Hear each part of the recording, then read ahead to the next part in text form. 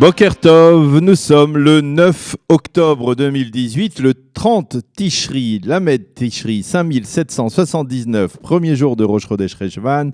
Daniel Haïk au micro, David Amara à la technique. Heureux de vous retrouver ce matin pour cette nouvelle heure d'actualité, une heure d'actualité que nous allons débuter dans quelques instants, comme chaque matin, par un premier journal d'information. Ensuite, vers 8h15, nous serons en ligne avec le professeur Ilan Greil-Samer de l'université de Bar-Ilan pour débattre des zones industrielles telles que celle de Barkhane où s'est déroulé avant-hier matin, vous le savez, à la même heure, l'attentat qui a coûté la vie à Kim Levengrod de Yecheskel et à Ziv Hajbi, Zichronam Livracha. Nous essaierons de comprendre avec le professeur Greil-Samer si ces zones industrielles où travaillent ensemble des milliers d'Israéliens et de Palestiniens peuvent être des laboratoires de coexistence pacifique entre les deux peuples ou bien si les relations entre Israéliens et Palestiniens dans ces zones sont tout simplement des relations de travail et rien de plus. Nous en parlerons donc avec le professeur Greil-Samer vers 8h15. Vers 8h30, je vous présenterai la revue de la presse et des médias israéliens dans l'attente qu'Eliana Gurfinkel revienne avec sa chronique Un jour, notre histoire.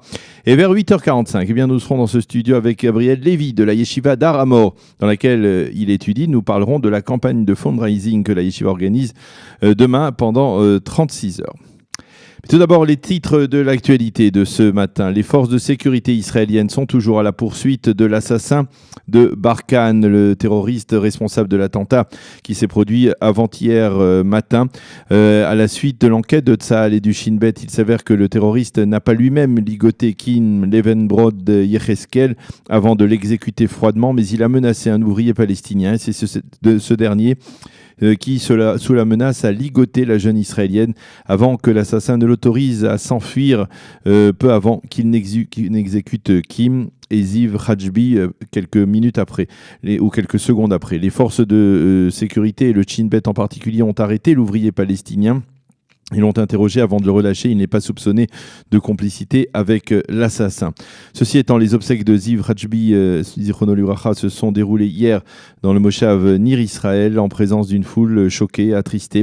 Iris, la mère de Ziv, n'a pas pu retenir ses larmes lorsqu'elle a évoqué le souvenir de son fils. Elle a raconté comment, Shabbat dernier, ils avaient ensemble envisagé leur retour dans le Moshav et comment il avait accepté le principe d'y revenir. Et c'est pour cela qu'elle a décidé avec l'épouse de Ziv de l'enterrer donc dans ce moshav qu'il aimait tant. Binyamin Netanyahou a déclaré hier soir lors d'une cérémonie sur le plateau du Golan que le Golan restera à jamais sous souveraineté israélienne. Sinon, nous resterons toujours sous la menace de l'Iran et du Hezbollah qui seront près du lac de Tibériade, a affirmé le Premier ministre qui a déclaré qu'Israël continuera à défendre son territoire contre toutes les menaces en provenance de la Syrie et que le président Vladimir Poutine comprend parfaitement l'importance du plateau du Golan pour l'État d'Israël. M. Netanyahou a souligné d'ailleurs qu'il allait rencontrer Vladimir Poutine prochainement probablement pour tenter d'apaiser les tensions consécutives à l'incident grave qui s'est produit il y a environ un mois au-dessus de Latakia.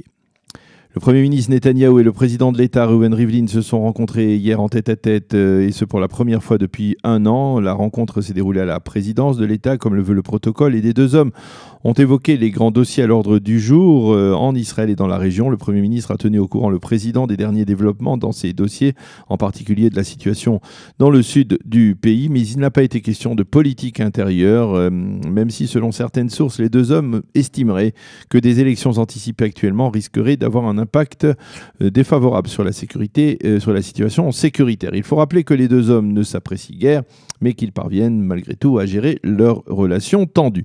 Le président de l'État, Reuven Rivlin, part aujourd'hui au Danemark pour une visite officielle à l'occasion du 75e anniversaire du sauvetage exceptionnel de la communauté juive danoise des mains des nazis. Le président de la Commission des Affaires étrangères et de la Défense de la Knesset, Avi Dichter, était hier l'invité de la Commission des Affaires étrangères de l'Union européenne à Bruxelles.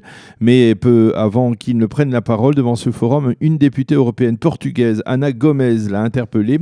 Plutôt s'est adressée au président de la Commission européenne et lui a dit qu'elle était écœurée que la Commission ait pu accueillir un homme tel que Avi Dichter, qui, selon elle, a été le chef du Shin Bet et qui, à ce titre, je la cite, a été responsable des techniques d'élimination sommaire mises en application dans les territoires palestiniens, technique qui a permis d'éliminer sans jugement de nombreux Palestiniens. C'est un criminel de guerre, a déclaré Gomez.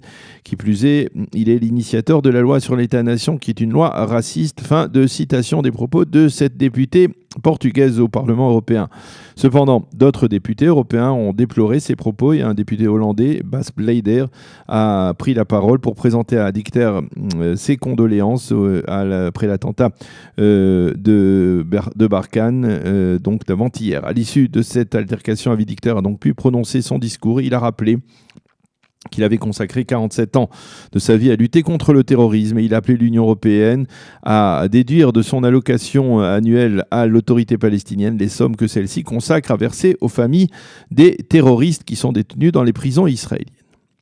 Quant au président du camp sioniste, Avi Gabay, il a été reçu hier à Amman par le roi Abdallah de Jordanie. Les deux hommes ont débattu de l'avenir du processus de paix israélo-palestinien. Le roi a insisté sur la nécessité de reprendre ce processus et Avi Gabay s'est engagé à œuvrer dans cette direction selon le principe, a-t-il dit, des deux États pour deux peuples. C'est la première rencontre entre le roi Abdallah et le leader du camp sioniste. L'affaire fait grand bruit en Israël et en particulier dans les milieux juridiques. Le président du barreau israélien, l'avocat Effi Naveh, est actuellement sous le coup d'une enquête de la police israélienne. Motif, il a fait sortir d'Israël une femme sans qu'elle passe par la police des frontières à l'aéroport Ben Gurion, et ce, donc, bien entendu, en violation avec la loi. Effi Naveh a reconnu les faits après avoir été interrogé par la police, mais il les a minimisés. Les mouvements pour l'intégrité publique ont demandé à Effi Naveh de démissionner de ses fonctions. Et une véritable campagne est en train de se développer à ce sujet. Une campagne qui a obligé Effi Naveh à réagir hier soir sur Facebook et à promettre que tant que l'enquête de la police n'aura pas été conclue, eh bien, il ne participera pas aux travaux de la commission de nomination des juges dont il est l'un des membres. Naveh considéré, il faut le souligner, comme l'associé de la ministre de la Justice Ayelet Shaked dans sa campagne visant à modifier l'orientation libéraliste de la Cour suprême. Et puis un mot d'économie. Pour le 45e mois consécutif, le taux d'intérêt directeur de la Banque d'Israël reste très bas, 0,1%, tandis que le taux de chômage en Israël continue à baisser. Plus exactement, moins de 162 000 chômeurs en Israël sur plus de 4 millions de travailleurs, soit un taux de chômage de 4%, tout rond, ce qui est considéré comme un taux de chômage extrêmement faible. Et puis la météo, le temps sera partiellement nuageux, on peut dire presque légèrement plus frais, mais il fait toujours assez chaud en Israël actuellement, 28 degrés à Jérusalem, 29 à Tel Aviv et 37 degrés à Eilat. Nous allons marquer une première pause musicale et on se retrouve tout de suite après avec le professeur Ilan Grail-Samer.